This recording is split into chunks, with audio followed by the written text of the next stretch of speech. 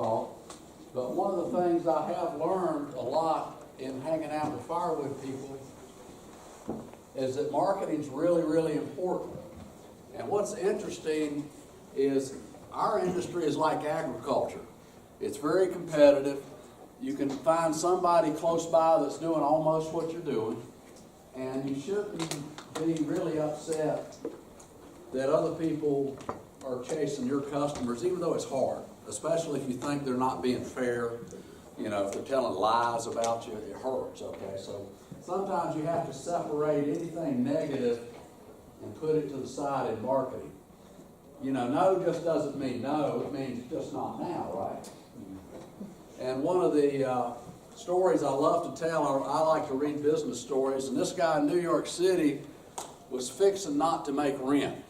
And whatever he was doing wasn't working business-wise. So he had a little pile of money, and he was trying to figure out what to do.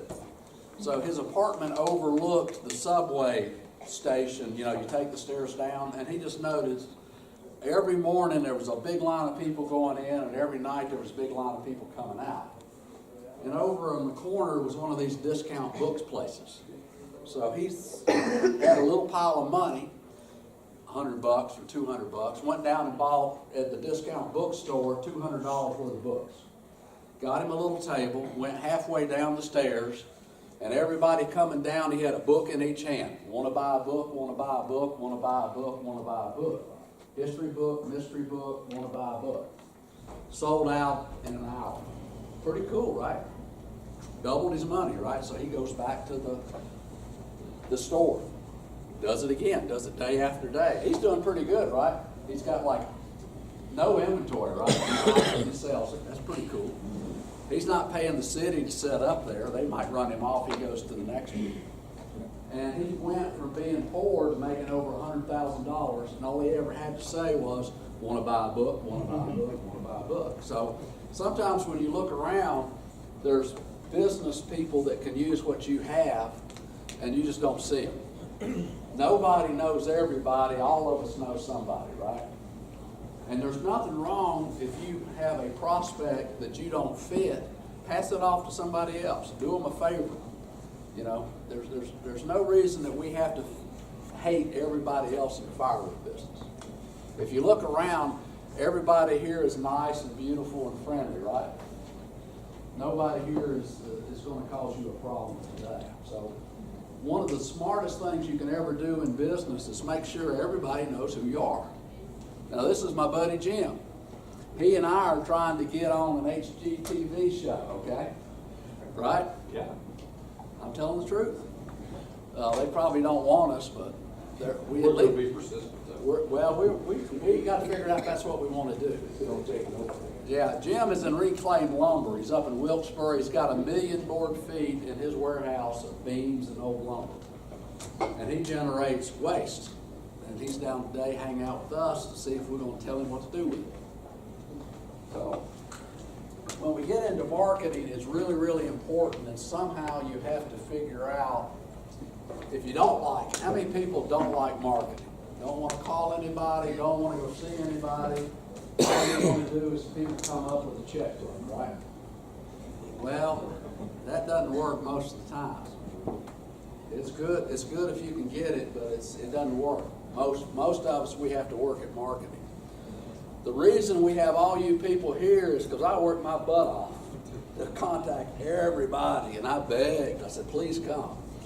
And I tried to put on the agenda things that people said they wanted to hear. So you guys got here because I did a lot of marketing. And the reason I did it is because I promised I was going to do it. In the next room is a little short guy named Ed Chase. If you see his name tag, he's with the U.S. Forest Service. He gave us this little pile of money to put this on. And he gave me some money to do this processor study I'm going to talk about this afternoon. So if you see Ed, shake his hand, say thank you, and do this next year. So I got something to do. Because I really like Firewood, and I like hanging out with you folks. I like coming out to your businesses. And I try to share any good idea I have. Not stealing anybody else's, but, you know, I'm 61 years old and I've been working in the woodworking business since the 70s. And if there's anything I can share, I try to do it. So if I can help you out, holler at me anytime. And during lunch today, we have some very top level equipment people that have machines out here. We've got logs. The tall gentleman at the front desk, Sam, most of those are his logs. A couple of them are mine. But he and I spent all day Saturday getting them down here, just so you could watch them get cut up into little pieces. And that big rollback truck out there, that's his truck. So when he finishes, he's going to take that firewood home, and he burns firewood in an outdoor stove. So Sam is my old buddy. When we was in the fire department, he was my lieutenant. And I, for 10 years, was a fireman, and I never got any rank above fireman. He got to be a lieutenant, so you know he's got a lot of ambition and talent. So when we get into marketing, what we want to do, of course, is identify the needs of the customer. Now, when you do marketing, the first thing you look for is we call suspects. We don't know for sure they need our firewood, but we got to check them out. That's a suspect. When you weed through the suspects, you kick out the ones that don't have fireplaces, don't have outdoor, they don't have any way to burn wood. But if they burn wood, they become a prospect. Suspect, prospect, right? So now we got prospects. And we pitch them, right? Mike's got the best firewood there is, right? He's in Maryland, he's on the list, does a good job. So Mike sells firewood, he's got a customer. The most important thing about a customer is what? They got money. We need the money, right? If they got money, we got the wood. So one thing about being in business is you got to make money. You got to figure out how do you make money. So for each of us in our business, in our location, because firewood is very specific for making money. Now, Don Alexander stood up and talked about if you're selling firewood to somebody and they don't have a nice rack or a place to put it, sell them a rack. He'll sell you a rack for some sum of money. You can easily double it. He puts it on the UPS.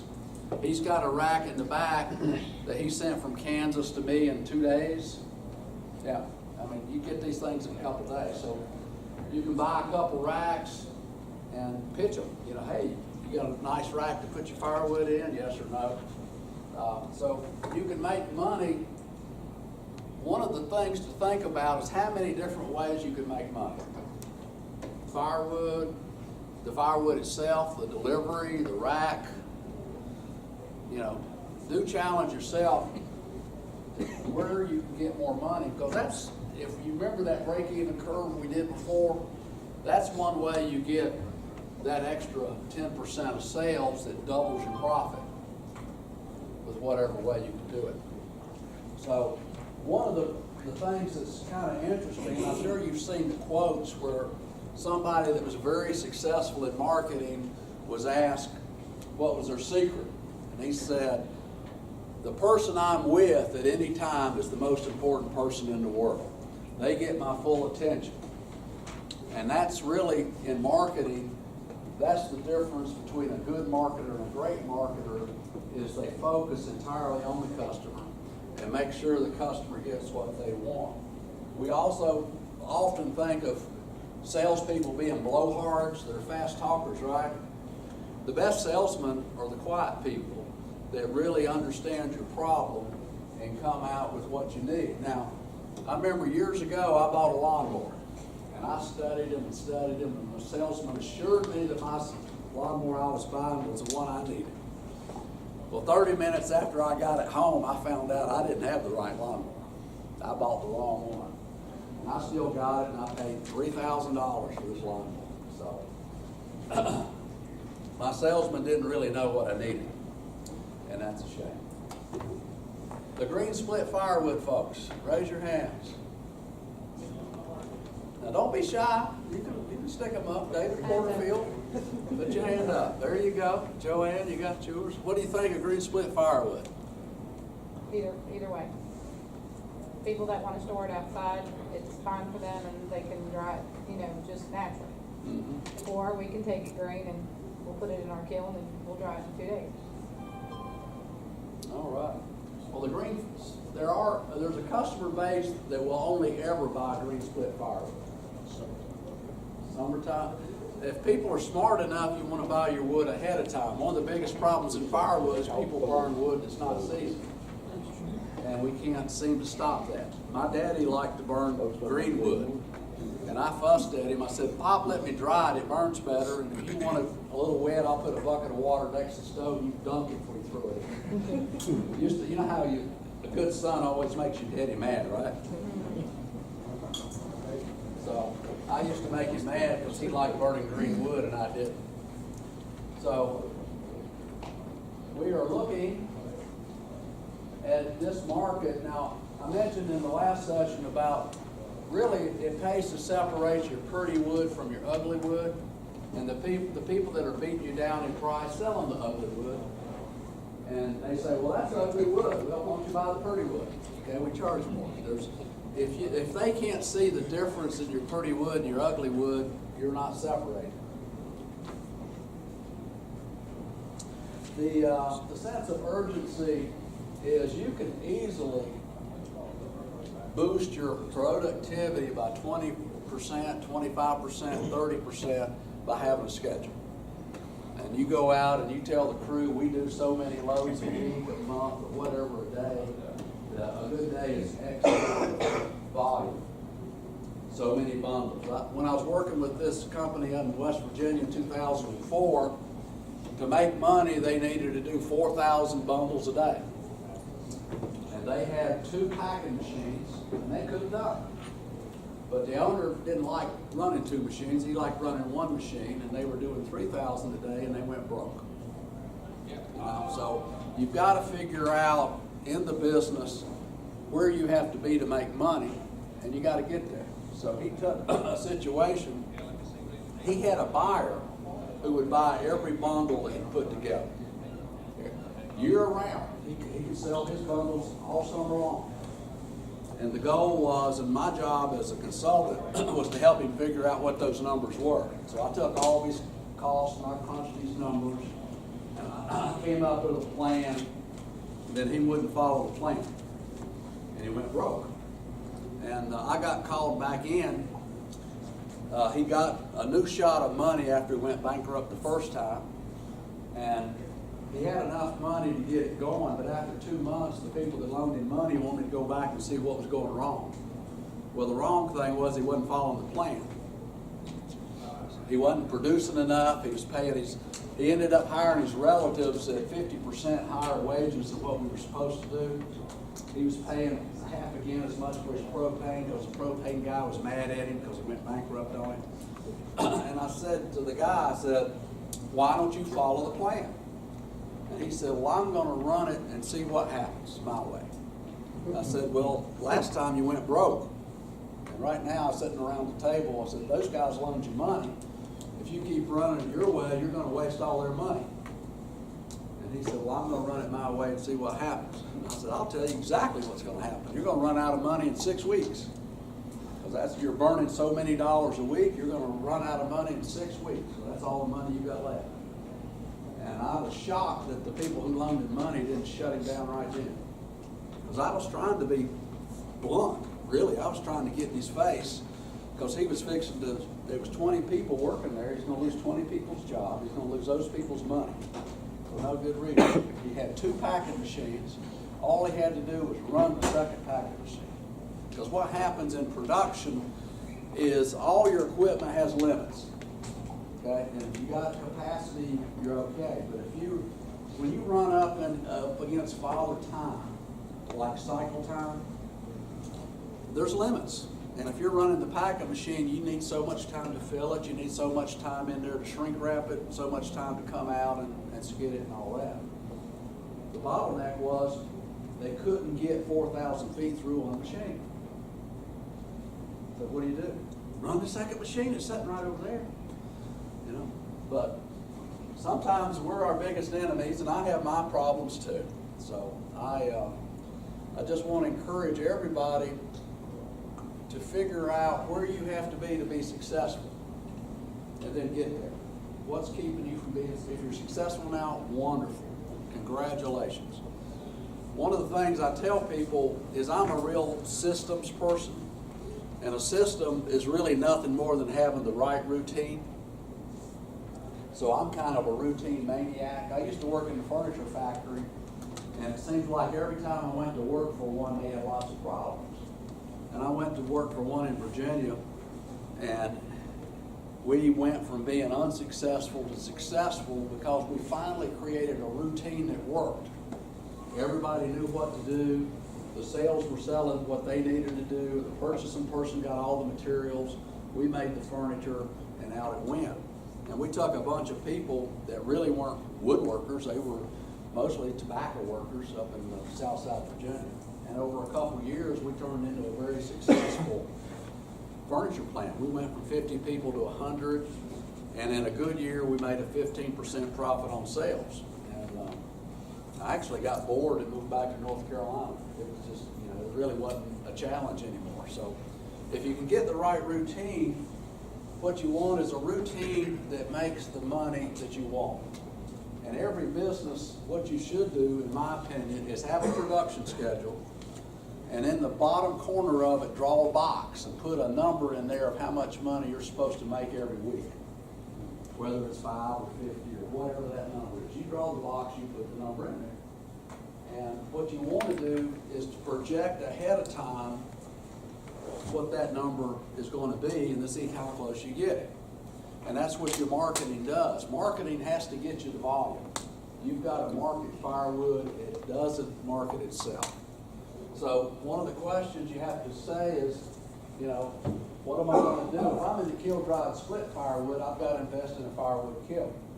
Now what's interesting about kilns, and we've got 3 very great companies here today from North Carolina that make kilns, and they've been making them firewood kilns. All of them have made firewood kilns, so they can talk to you about firewood. But 25 years ago, nobody had a firewood kiln because we didn't kiln dry firewood, but now we do. And we have learned a lot about firewood kilns. And what we've learned basically is you need a lot of heat and you need a lot of air. And so you got to get that air in there. But you have to see a value. There's no reason to put wood in a firewood kiln unless somebody appreciates it, right? We got to meet that customer need. And later today, we've got a discussion going on bugs and firewood certification in kilns for heat treatment. But the kiln-dried firewood is a premium product that people have to understand what that premium is. What's the value of kiln-dried over green, over seasoned? And certainly restaurants are one place we do the kiln-dried, campgrounds, the bundle firewood, and some homeowners, once they start using kiln-dried, that's all they want. But that's the homeowner that does that is not the guy burning 5 or 10 cords a winter. It's somebody that's burning a smaller amount. But they see the performance that getting that extra water out of there does. So in marketing, you have to find the people that value what you do. These restaurants is, a lot of people, you would think that everybody in the restaurant business would want the same kind of wood, right? Well, it's not true. Different firewood people, it's amazing. There is people doing restaurant wood that they split it today, it goes to the restaurant this afternoon, and the restaurant people are happy. And then I know people that do seasoned wood and kiln-dried that say they can never sell a green stick of wood to a restaurant. So from what I hear, it's all over the board. It depends on what your customer believes. If they believe green's fine, you can sell them green. If they want seasoned, air-dried, they get that. If they want it kiln-dried, they can get that. So it's certainly an agreement. Now, one of the questions I have for anybody in the firewood business is how much contract work is anybody doing or wants to admit to? I don't think contracts are very common. Is that right? Yeah. And so it's kind of interesting. The great thing about contracts is it gives you the ability to plan and schedule. Like if I know I'm going to deliver in a year 5 loads, 10 loads, 100 loads, whatever it is, that helps in the acquisition process to go see the foresters, the landowners, the arborists, wherever I'm getting my wood. And that's kind of what a sawmill does. Every so often here in North Carolina, I get an inquiry for somebody that wants locust lumber. And if you know anything about black locust, it's a very minor species. There's not a lot of it. There's some diseases that's hurting it. But you cannot buy a truckload of locusts on the spot market because nobody's got it. And I tell these people that. And I say, if you want to buy a locust, and I say, well, how much you want? And they say, I want to buy a load a month. Fine. I said, the only way you can buy that is on contract to buy like a year's worth, 12 loads a year. Because whoever gets that for you has to go back to the forest, has to go back to the logger, has to go to the forester. You have to set that pipeline up because there's no pipeline for that existing. But in the firewood business, I think it's something to think about is for some customers, maybe you can develop contracts for people to buy firewood. And the great thing about contracts is if you went to the bank and borrowed money, they would say, do you have any contracts? Because they want to see whether there's some kind of commitment on your marketing side. So most of us in the firewood business would never think of a contract. But for some of you, it might be a good business thing to think about. Anyway, that's what I would do. One of the delivery strategies, dump trucks, right? Load it on the dump truck, go dump, it's great, right? That's good. Dump trailers is good, right? Especially if you're in a city, maybe your dump truck's too big. I visited several people this year, and they had different size dump trucks. They had the 2.5 cord, the 1.5 cord, so you could try to match up more. And I've saw some trailers, dump trailers, where they drop a divider so they can drop half of it here and half of it there. What do you think of that? Maybe for bulk firewood. Yeah, for bulk firewood, yeah. But the restaurants want it brought inside and stacked underneath their pizza oven or, you gotta be willing to do the work that the restaurant wants. Yeah, well, you charge a higher price for restaurant wood than you do bulk wood, right? Not necessarily. You doing all that extra work? No, sir. Well, how crazy is that? Competition? Oh, man, we got competitors in the firewood. Washington, D.C. Swamp. Okay. Well, Richard lives in Northern Virginia area, and there is a concentration of firewood people in Northern Virginia. I was one of the first that ever went to restaurants. Well, stand up. People need to hear you. This is Richard. He's from Culpeper, Virginia. Well, I work at Culpeper. Okay. I years ago started restaurant business. Restaurant business is great. The contract is probably the absolute best way to go to it. Competitive market. Everybody wants to be in. There's a lot of us here. A lot of us want to sell firewood. Very competitive market in Washington, D.C. I can do it for $1. Somebody can do it for 50 cents. Give you 2 months free work. You would. We want to make money. If you get it, you get your customers, they like you, it's consistent, never stops, it's year-round. That's possibly a good way to work out. Yeah, a lot of it's building that relationship with the customer and a loyalty type of thing. Right. When you go to a new account, they're not just gonna put a wood guy out. I mean, someone they've been buying wood from for years. I basically left the market. We do a little bit of it, we deal with a little bit of it. But I left the market because of the money situation, so, that's what anybody would want to make of it. Well, what Richard is saying is he tracks his cost of firewood production, and he's wanting a margin, a profit margin on that wood. And if the price gets below the cost of production and the margin, you gotta go someplace else. I gotta let it go. Yeah, you gotta let it go. You can't fall in love with a customer or product. One of the challenges is we've got this situation in business today where everybody challenges your price, right? You've got firewood at a certain price.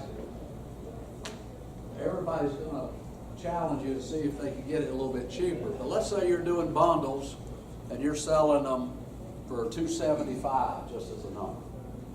And let's say you got a 25-cent margin, so you're getting 25 cents profit on that.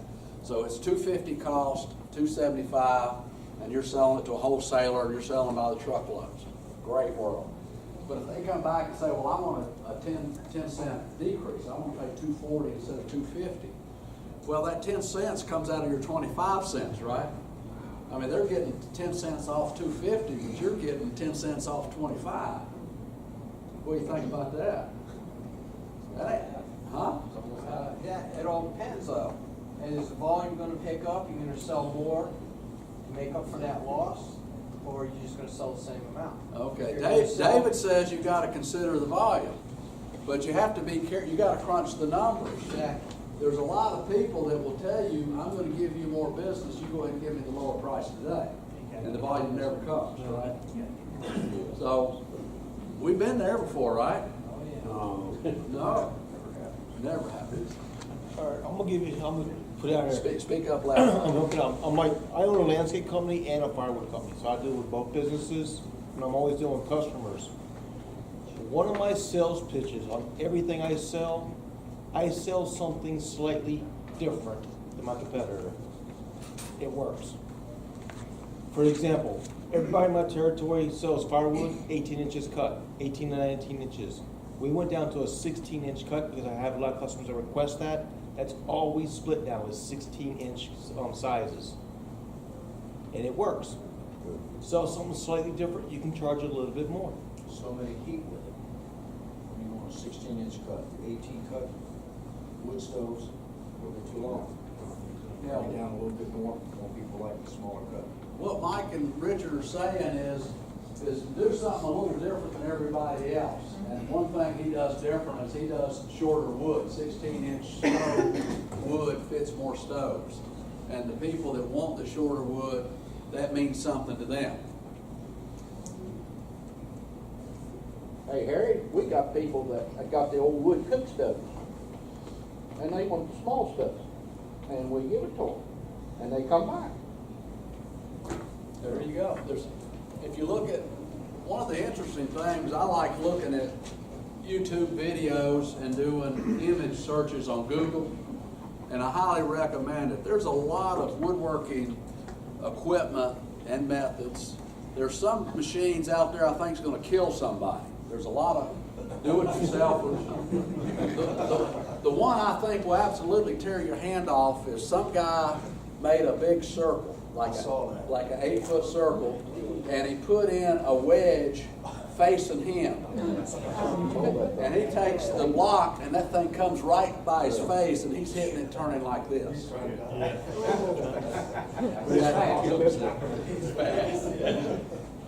You know?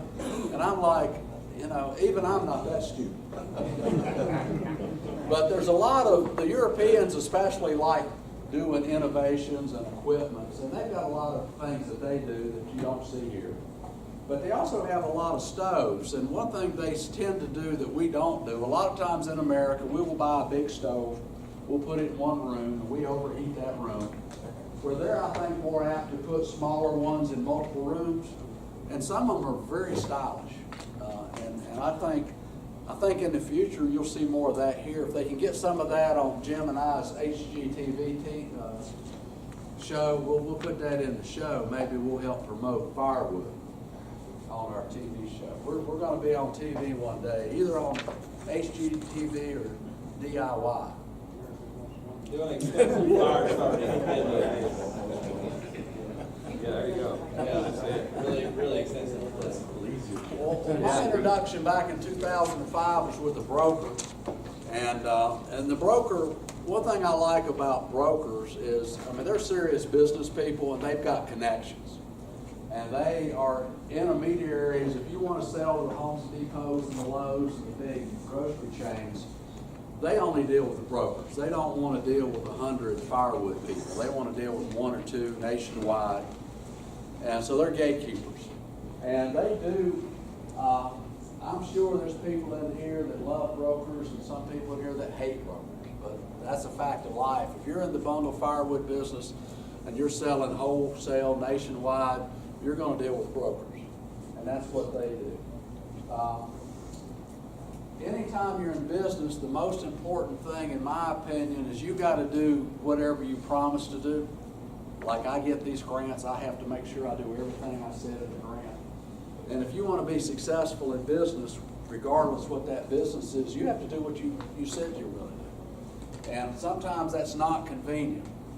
I was talking to somebody the other day, and they got a good price on a remodel of their house, but when the contractor got a better paying job, this guy got dumped, so he had to go find somebody else at a higher price. So that's not the kind of business and dealings you want to be. But the wholesale brokers do work on high volume, low margin. I talked to one, and he said last year I sold about 4,000 tractor trailer loads of bundle wood. I mean, one company. So they're moving a lot of wood. So they are out there. It may or may not be what you want to do, but it is. There's lots of paperwork on specification, quality, delivery, and if you sign a contract with a broker, there will be penalties in there. If your wood molds or has problems, it will be your problem. So if you send a tractor trailer load of moldy wood to Home Depot and it comes back, the broker is going to be assessed penalties, and he's going to pass them down to you because it'll be in the contract you sign. So that's the way that world works. If you want to play that game, you better read the fine print. We do have regional and national markets. I have met several Firewood people that do kill-dried bundles, but they service independent stores locally. And that's one business strategy. You know, you don't have to send wood to Texas to make money. You can work within say 100-mile radius. Because you do run into this limit of how far you can carry wood, and also how far can you market. Now, if you want to find the business information for chains and grocery stores and convenience stores, you want to know who to call, who owns the company, where do you find that information? If you're sitting at your office and you want to know who owns convenience stores and anywhere, where do you find that? Google. No. You find it in something called a business database.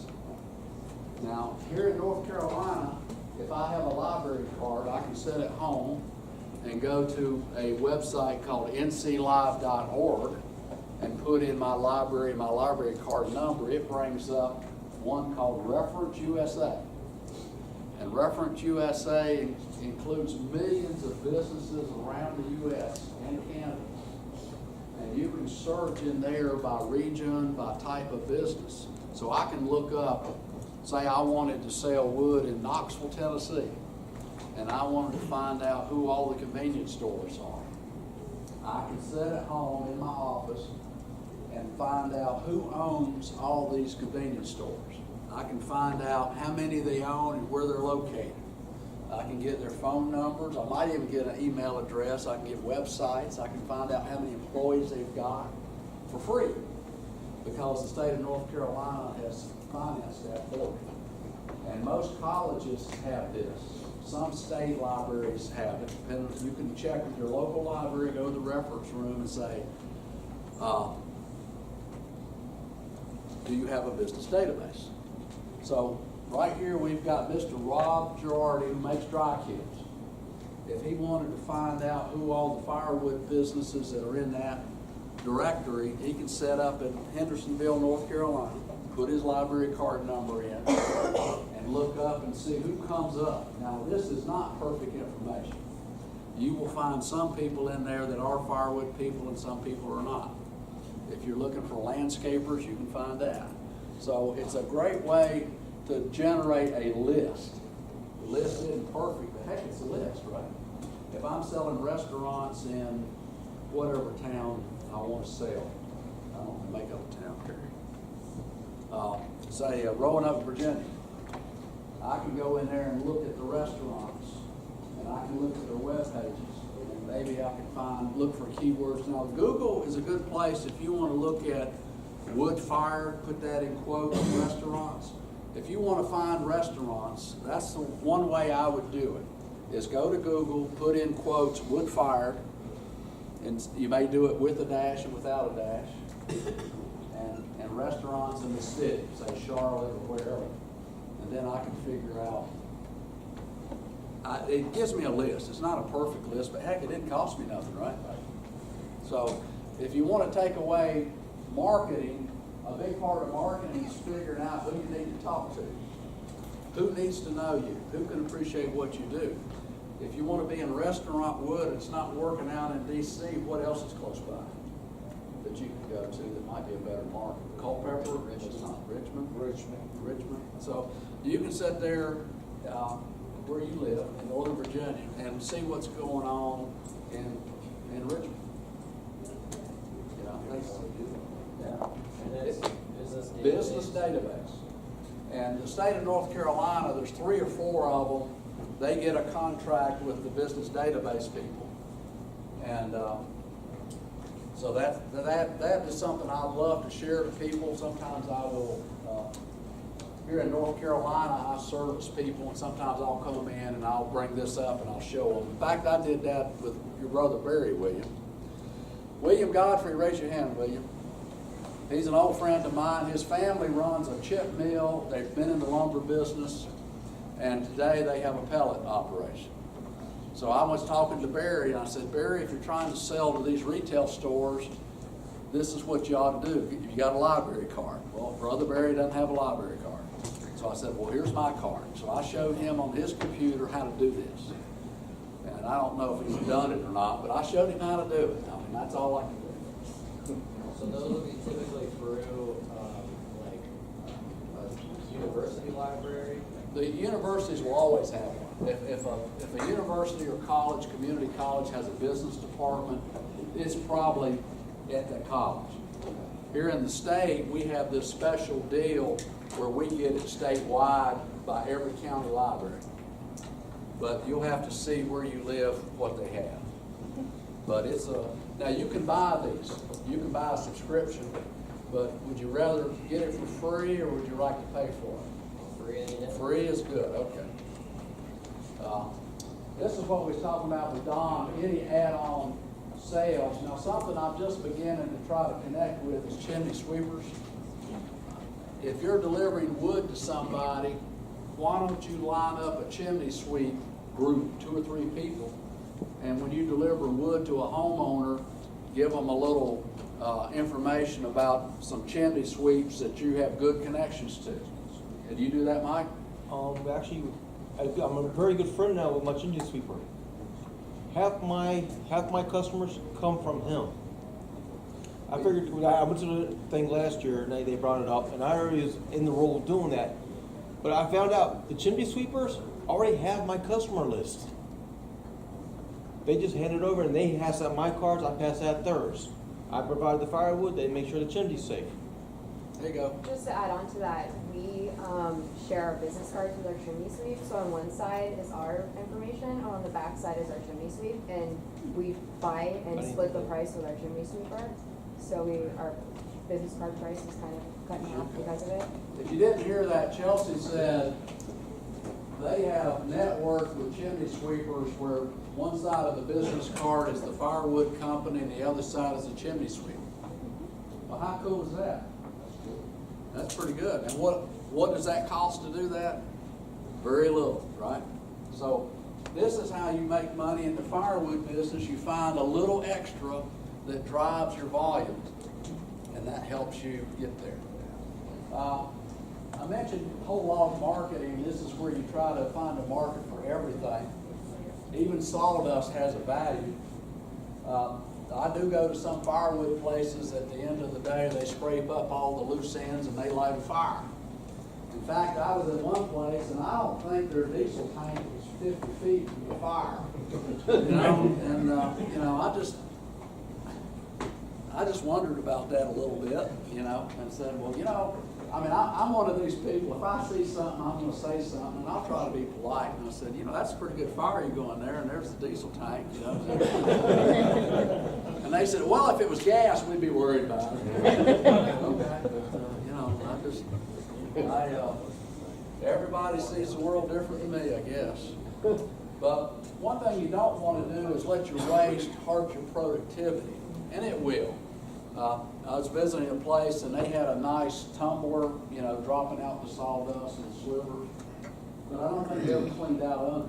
And I was trying to calculate how many more weeks it was going to be before it wouldn't drop out anymore. Maybe you can find somebody to buy that stuff, and there are companies that do firewood and mulch, and maybe that's the place to get all that stuff. And don't forget about various media marketing. Now, we have Walter Durham in here. Where's Walter? There's Walter. Walter Durham lives down in Chapel Hill, and he's a landowner. And he has a lot of low-grade oak. And he has a buddy that runs a firewood business, and other people come and cut his wood. And Walter's very serious. But the fellow who was doing his wood a couple years ago told me that he was advertising on Craigslist, and he was putting information on there about how big a cord is and all this stuff. And his competitors started blackballing him. They would report him as being shady and underhanded, and Craigslist is an automated list. So if somebody complains against you, you'll get thrown off, and you may not be guilty at all. And that's what his competition was doing. His competition didn't want him educating them about firewood. And Walter is down near this place called Chapel Hill.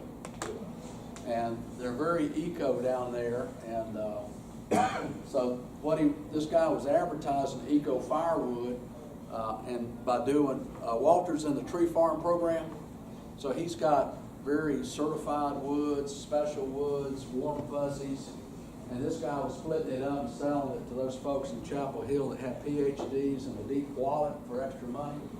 So he was selling eco wood, but he kept getting blackballed on Craigslist, you know, so I don't know how that ever worked out, Walter.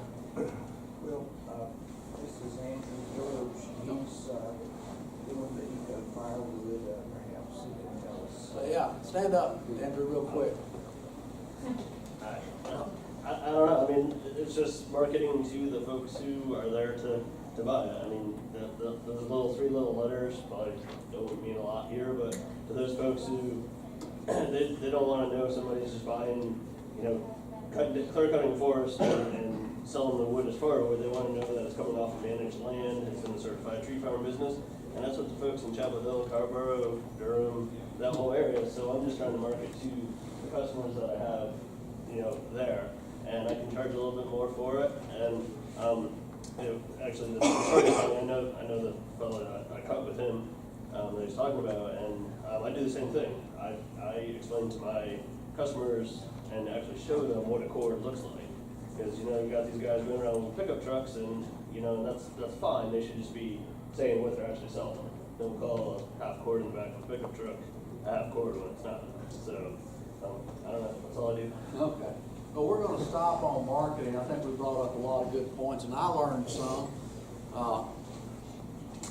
So we'll take a break. We'll start about 10 after on the next session here.